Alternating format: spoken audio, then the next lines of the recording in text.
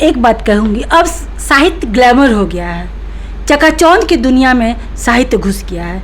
दोस्तों आइए आज फिर मैं आपको ले चलता हूँ साहित्य यात्रा में राइजिंग बिहार के यूट्यूब चैनल पर एक नई यात्रा की ओर। और आज मैं आपको साक्षात्कार में मिला रहा हूँ एक ऐसी शख्सियत से जो लघु कथा के क्षेत्र में अपनी अलग अहमियत रखती हैं।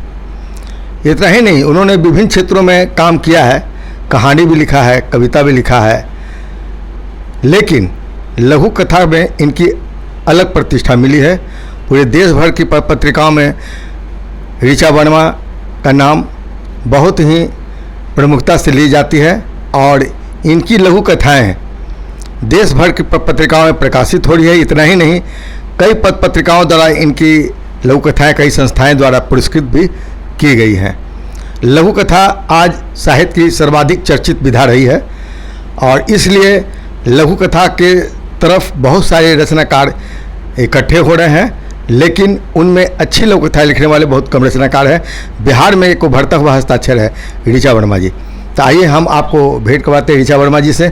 ऋचा वर्मा जी, आपको हमारे राइजिंग बिहार चैनल पर आपको हार्दिक स्वागत है। जी सर, और जी, और मैं आपसे आपके बारे में मैंने तो संक्षिप्त परिचय दे दिया है, फिर भी मैं चाहूँगा कि आप अपने बारे में इतना तो अवश्य बतला दें कि आपने अपनी लेखन की शुरुआत कब किया और आपको इसके प्रति रुचि कब से जागी? मैं अंग्रेजी साहित्य में ग्रेजुएशन मैंने किया है, तो साहित्य में मेरी अभिरुचि हमेशा से ही रही है और मैं बचपन से ही अंग्रेजी साहित्य तो पढ़ती ही थी। हिंदी साहित्य में भी मेरी गहरी अभिरुचि रही है। सर, आप तो जानते हैं धर्मयुग और साप्ताहिक हिंदुस्तान के ज़माने के हम लोग हैं। यह पत्रिका हम लोग के घर लगातार आती थी और उसके ज़रिए हमने बहुत सारे नाम, ममता कालिया से लेकर उषा किरण खान और बहुत सारे लेखकों को हमने देखा, पढ़ा है। और एक बीज उसी समय मन में आया कि काश मैं भी कुछ लिख सकती और पाठकों के सम्मुख मेरी पत्रिकाओं में छपती मेरी रचनाएं और लोगों के सम्मुख जाती, उनकी प्रतिक्रियाएं मुझे जानने का अवसर मिलता। इसका मतलब कि आपकी रुचि इसलिए जागी लेखन की ओर कि आप चाहते थे कि आपकी रचनाओं का एक प्रकाशन हो, आपकी रचनाएं पाठकों तक पहुँचे।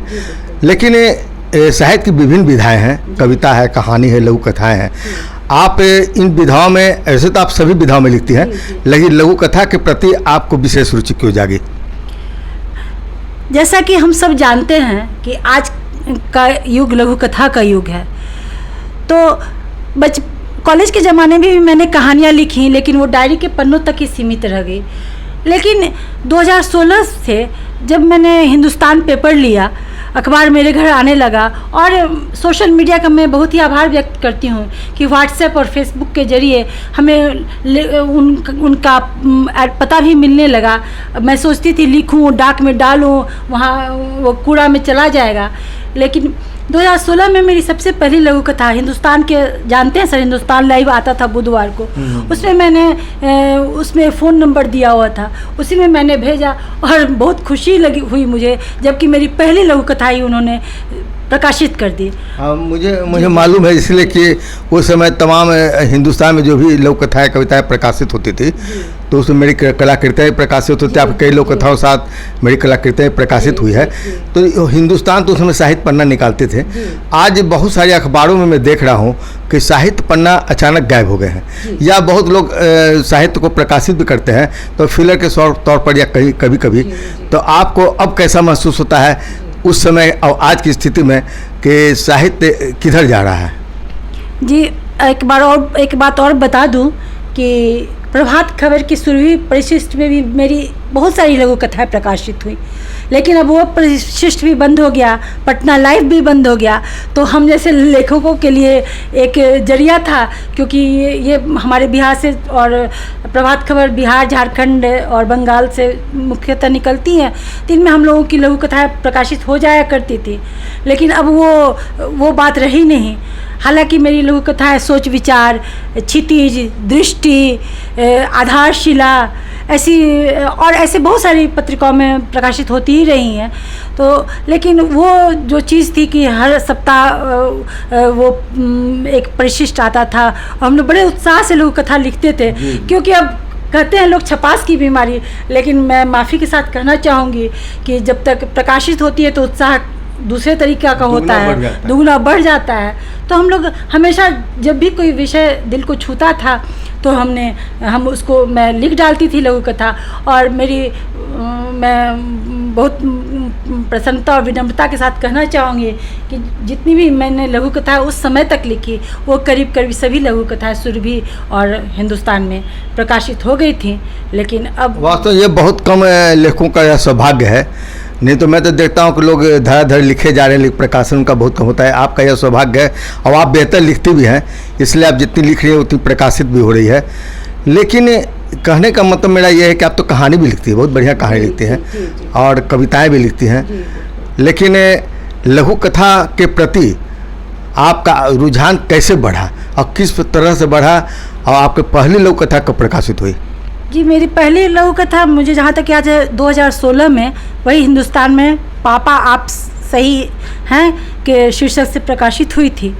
और लघु कथा के लिए रुझान इसलिए बढ़ा, शुरुआत में तो लिखने में बहुत कठिनाई होती थी क्योंकि बहुत कम शब्दों में लिखा जाता था, लेकिन अब ऐसा हुआ कि लिखते लिखते हम लोग उसको साध लिए, और अब मैं कहानी लिखना भी चाहती हूँ तो कभी कभी बहुत संक्षिप्त में ही लिखा जाता है। हालांकि सर आपको पता है मेरी 2 कहानियाँ ऋण और रेखाएं शीर्षक से प्रभात खबर के सारे बिहार के संस्करण में साहित्य और संस्कृति के पृष्ठ पर आ गया। और चूँकि मैं अपनी ज़िंदगी की उलझनों में उलझी थी, जब मैंने उससे छुट्टी पाई तो मैं साहित्य की ओर, क्योंकि साहित्य में रुझान तो था लेकिन लिखने का समय अब मिला, तो मैं ज़्यादा कहानियाँ लिखी नहीं हूँ, लेकिन जो भी लिखी हूँ ये भी भगवान की बहुत शुक्रगुजार हूँ कि 2 कहानियाँ मैंने लिखी और दोनों ही प्रकाशित हो गई। तो अच्छा, ये आपकी पहली कहानी कब आई? मेरी पहली कहानी सितंबर में 2022 के सितंबर में आई थी, ऋण से, जब कोरोना का भयावह दौर चल रहा था, और मैंने उसी विषय को केंद्र में रखकर एक कहानी ऋण लिखी थी। उस कहानी को बहुत ही सराहा गया सर, मेरे पास बहुत सारे फ़ोन कॉल्स आए। उस कहानी को फिर भावना जी, जिन्हें अभी पुरस्कार भी मिला है मंत्रिमंडल सचिवालय से, उन्होंने पूछकर अपनी एक पत्रिका, वेब पत्रिका उनकी निकलती है आज, उसमें प्रकाशित की गई थी। वो कहानी मेरी बहुत ही सराही गई थी।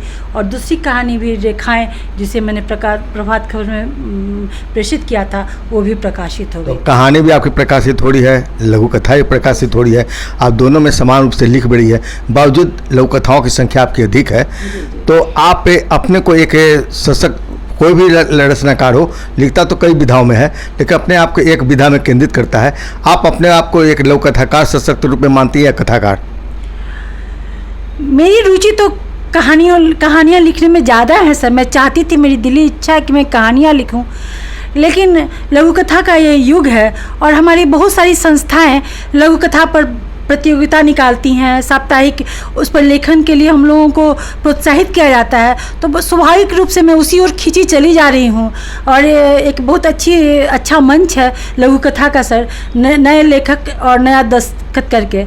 उसमें मैं अभी तक मेरी 6 लघु कथाएँ मैंने डाली, जिसमें 2 मेरी पुरस्कृत हो गई। तो उत्साह इस तरह से बढ़ता जा रहा है, और जिस कला को आप साधते हैं, जैसा सर आप खुद भी रेखा चित्र साधते हैं, तो साधते इंसान स्वाभाविक रूप से उस ओर खींचता चला जाता है। तो मैं जिस विषय को लेकर लिखती हूँ तो बहुत बार वो लघु कथा के रूप में ही उभर कर चला आता है, लेकिन मेरी हार्दिक इच्छा है कि मैं कहानियाँ लिखूं।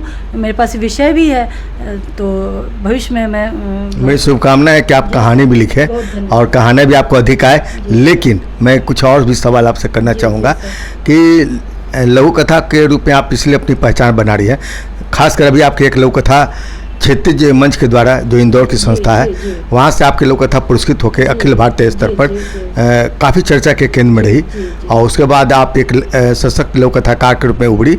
उसके बाद आपको सोच विचार पत्रिका ने भी सम्मानित किया।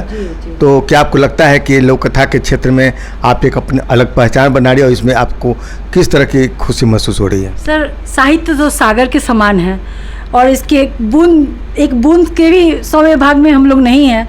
तो मैं ऐसा कुछ नहीं कर सकती कि मैं अपना क्या स्थान बनाऊंगी, क्या नाम बनाऊंगी, लेकिन हाँ, मेरे पास अब समय भी है, और मैं कोशिश करती हूँ कि मैं अपने समय में का सदुपयोग करूँ और कुछ न कुछ लघु कथा के क्षेत्र में अपना योगदान दूँ। लोगों को मेरी लघु कथाएं पसंद आए, और बाकी सब तो ईश्वर के हाथ में है। आप अब तक कितनी लघु कथाएं लिख चुकी हैं? सर गिनती तो नहीं, लेकिन एक अंदाज? 60 के करीब तो जरूर होंगी। तो कम से कम एक पुस्तक के लिए आपको 100 की लघु कथाएं जी, चाहिए। जी। तो आप क्या प्रयास में है कि आपकी कोई पुस्तक भी आए? बिल्कुल, मैं प्रयास में हूँ कि इस साल के अंत तक मैं अपनी लघु कथाएं एकत्रित कर लूँ और उन्हें एक पुस्तक के रूप में प्रकाशित करवाऊँ। अच्छा, एक चीज़ और आप बतलाइए, आज जब साहित्य की बात चल रही है, साहित्य में जो अभी आप देखे हो कि जो पुरस्कार दिए जा रहे हैं, वो एक तरह से लगता है कि पुरस्कार ना होकर एक सरकारी तंत्र का एक हिस्सा बनता जा रहा है। तो आप सरकारी पुरस्कार के प्रति कितना विश्वास रखती हैं? पुरस्कार हमारी ज़िंदगी का अहम हिस्सा है। हम लोग साहित्य पढ़ते हैं और जो भी पुराने स्थापित लेखक हैं वो सब किसी न किसी पुरस्कार से पुरस्कृत है। तो पुरस्कार की तो भूमिका बहुत ही अहम है और पुरस्कार से आप पहचाने जाते हैं और प्रोत्साहित भी होते हैं। लेकिन इधर पुरस्कार विवाद में आ चुके हैं बहुत दिनों से। बहुत लोगों का कहना है कि ये पुरस्कार प्रायोजित है, फिर भी मैं ऐसा बहुत ज़्यादा नहीं मानती हूँ, क्योंकि अगर आप में थोड़ी बहुत भी प्रतिभा नहीं होगी तो आपको पुरस्कार मिलना बहुत कठिन होगा। लेकिन सरकार को चाहिए कि इसे एक व्यापक अभी पैमाने पर पुरस्कार वितरण का एक व्यापक दृष्टिकोण से देखें। और मतलब पुरस्कार में पारदर्शिता तो होनी ही चाहिए ना। ये प्रतिभा तो बहुत सारे लोगों में है, लेकिन जब विवाद में तब पड़ जाता है लोग या पुरस्कार, जब एक सही लोगों का मूल्यांकन नहीं हो पाता है। तो क्या आपको जितनी भी पुरस्कार मिलते हैं, आपको लगता है कि सभी सही लोगों को मिलता है और कुछ लोग उपेक्षित नहीं होते हैं? सर, एक बात मैं कहूँगी, लघु कथा या कोई भी साहित्य हम लोग दो विचार से लिखते हैं। एक, अगर आपके साहित्य के पाठक हैं, अगर आपकी लघु कथा या किसी भी कोई भी विधा में आप लिखे और कुछ लोग आपको अनजाने लोग मिलते हैं और आपकी प्रशंसा करते हैं और कहते हैं कि आपकी लघु कथा मैं पढ़ती हूँ या पढ़ता हूँ और अच्छी लगती है, तो पहला पुरस्कार तो हम लोग को वहीं मिल जाता है। साहित्य का दो उद्देश्य होता है, एक तो साहित्य को समृद्ध करना और दूसरा होता है कि साहित्य से कोई संदेश देना, अपने लेखन से संदेश, समाज को कोई संदेश देना और समाज में मूलभूत परिवर्तन लाना। ये दो होती हैं। और एक मनोरंजन, तीन उसका उद्देश्य होता है।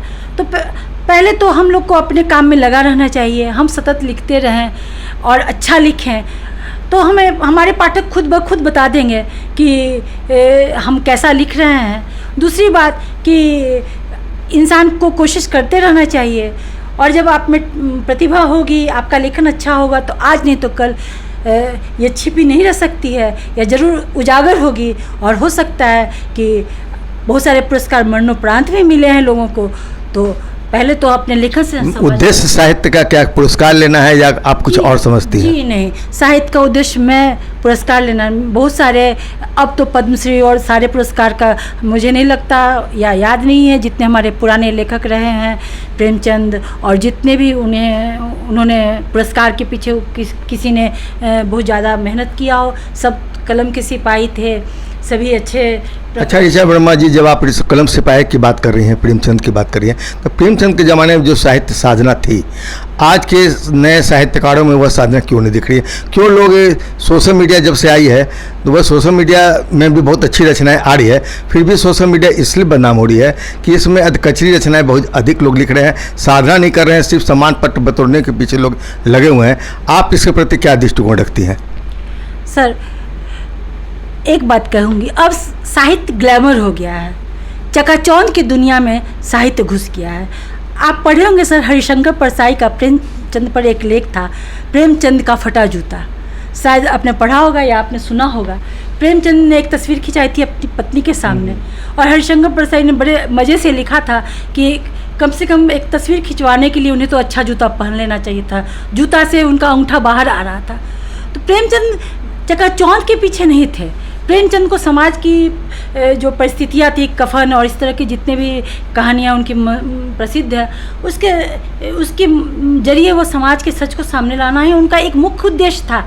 उनका कहीं से ये उद्देश्य नहीं था कि मैं पुरस्कार जीतूं। तो पुरस्कार जीतने के चक्कर में तो आपको बहुत सारे, आपका आधा समय तो लोगों की चमचागिरी में भी निकल सकता है भाई। आप इस कार्य, सर आप बहुत बार मुझसे भी कहा गया कि राजभाषा में पुस्तकें छपवाने के लिए, लेकिन मुझे लगता है अब जाऊँ उनसे मिलूं, उनसे कहूं अच्छा है मैं कुछ लिखूं, हो सकता है मैं अपना ही कुछ बचत करके एक किताब निकाल लूं। तो अगर हम दोनों, साहित्य बहुत बड़ा साधना है सर। जंगल में ऋषि रहते थे और आज टीवी पर बाबाओं की प्रस्तुतियां हम लोग देखते हैं, तो कहाँ बचा है? आशाराम आज जेल में है और पुराने, तो वही बात है, साहित्य एक साधना है और साधना और चकाचौंध की दुनिया को जब आप एक में मिलाएंगे तो वो शुद्ध साहित्य तो बचेगा नहीं। फिर आप जब आप खुद को ही संवारने में लगेंगे तो दूसरों की ज़िंदगियों पर कैसे प्रकाश डालेंगे? आपका तो पूरा ध्यान खुद अपने विकास पर रहेगा। साहित्य अपने विकास की चीज़ नहीं है, साहित्य समाज के विकास की चीज़ है। बहुत अच्छी बात आपने कहा कि साहित्य समाज के विकास की बात है और इस साहित्य समाज की बात है। साहित्य यात्रा में बहुत सारी पत्रिकाएं हैं जो साहित्य को समर्पित है, समाज की सेवा करते हुए।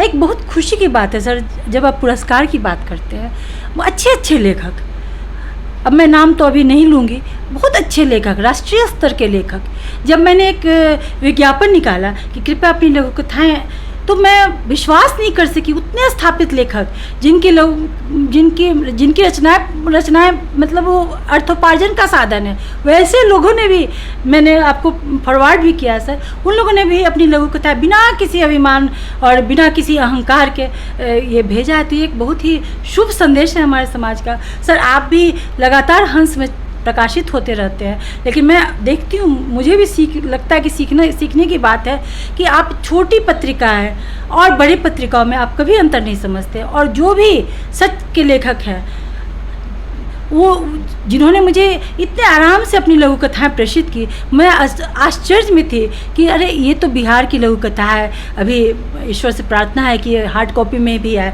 लेकिन अभी तो ये ऑनलाइन ही चल रहा है। लेकिन लोगों ने का उत्साह देखकर मैं समझती हूँ कि जितना हम लोग समझते हैं वैसी बात नहीं है। साहित्य का, हिंदी साहित्य का भविष्य अच्छे हाथों में है, भविष्य अच्छे हाथों में है। और इसलिए भी है क्या सोशल मीडिया के माध्यम से बहुत सारे रचनाकार लोग सामने आ रहे हैं और साहित्यिक गोष्ठियाँ कर, आप साहित्यिक गोष्ठियों में लगातार भाग भी ले रही हैं। अच्छा ये बतलाइए कि जो सोशल मीडिया के माध्यम से जो गोष्ठियाँ हो रही है, इससे क्या साहित्य का विकास संभव दिख रहा है आपको? सर एक बीच में एक पीढ़ी हम लोगों की थी जो कि हमारे पास टीवी और ये सब मनोरंजन के साधन नहीं थे, तो उस समय हम लोग केवल पत्रिकाएं और अखबार वगैरह पढ़ा करते थे। बीच में एक बहुत बड़ी खाई उत्पन्न हो गई जब सोशल मीडिया और टीवी वगैरह आने लगे, लोग साहित्य से दूर भागने लगे। लेकिन ये सोशल मीडिया पर भी आखिर साहित्य पर ही तो बात होता है, वो कितना उत्कृष्ट है या नहीं ये तो वक्त तय करेगा। लेकिन कम से कम इसी बहाने लोगों का रुझान तो साहित्य की ओर हो रहा है। और अगर रुझान हो रहा है, अगर वो कुछ लिखना चाह रहे हैं, इसमें मैं कोई बुराई नहीं समझती हूँ, ठीक है वो लिख रहे हैं। और अब ये तो वक्त और पाठक और समय तय करेगा कि किसके लेखन में कितना दम है। लेकिन साहित्य की ओर कम से कम वह साहित्य की सेवा के माध्यम से समाज का सेवा करने में जुड़ा हुआ है और अच्छा काम कर रहा है। साहित्य की सेवा कर, कम से कम गलत काम तो समाज में नहीं कर रहा, ये एक अच्छी बात है। अच्छा ये मैं चलते चलते 1-2 सवाल मात्र और पूछूंगा क्योंकि समय भी बहुत हो चुका है। कि मैं देख रहा हूँ इधर कि इधर पहले के समय में देखता है कि महिला कथाकार जो है बहुत कम इस क्षेत्र में थी। आज जब गोष्ठियों में करता हूँ या कोई भी रचनाएं आमंत्रित करता हूँ, उससे महिला रचनाकार बहुत अधिक सामने आ रही है। चूँकि आप महिला रचनाकार हैं, आप इस संबंध में क्या करें, जैसे क्या कार्य हो सकते हैं? देखिए सर, बीच में की बात कर रही हूँ, महिलाएं उतनी पढ़ी लिखी नहीं होती थी। अभी हुआ है, जो हम लोग की पीढ़ी की महिलाएं हैं वो अच्छी खासी पढ़ी लिखी महिलाएं हैं। और एक और बात आप ध्यान में दिए होंगे, हम सब ने अपनी ज़िंदगी का एक पारी हम लोग खेल चुके, अपने बच्चों को अपने स्थान पर लगाकर, और अब हम लोगों के पास खाली समय है, शिक्षा हम लोगों के पास है, हम लोगों ने अच्छा साहित्य भी पढ़ा है उस पीढ़ी के लोगों ने। तो पुरुष नहीं आप लोग, हम लोग उम्र नहीं देखे, मैंने देखा बहुत से नई लड़कियां जो अभी काम करे, जो तुरंत युवा है, वो भी उसकी संख्या भी कम नहीं है। जी तो सब पढ़े लिखे हैं, तो और मन में भावनाएं सभी की है, एक अच्छा मंच मिल गया है लोगों को। पहले तो बहुत दुर्लभ था कि किसी का कुछ भी प्रकाशित हो जाए, वो हम लोग सपना में भी नहीं सोच सकते थे। आज एक सर्वसुलभ मंच उपस्थित है, भावनाएं सबके पास है, कलम सबके पास है, तो क्यों ना वो लिखें। पुरुष तो फिर भी अभी भी महिलाओं की अपेक्षा पुरुष ज़्यादा नौकरी में हैं, अर्थोपार्जन में लगे रहते हैं। और लेकिन महिलाएं जो अधिकतर घरेलू महिलाएं हैं उनको अपना काम काज से वक्त भी निकालती हैं, और जो नौकरी में भी हैं उन लोगों को भी शौक़ होता है। जब जैसी हवा चलती है, बयार का तो असर हर किसी पर होता है। जब तो अब लोग देखते होंगे सर, फिल्म हॉल अब लोग नहीं जाता है, थिएटर में लोग पिक्चर देखने नहीं जाता है। अब OTT प्लेटफॉर्म से भी लोगों का मन भर चुका है, इतना लोग देख चुके टीवी।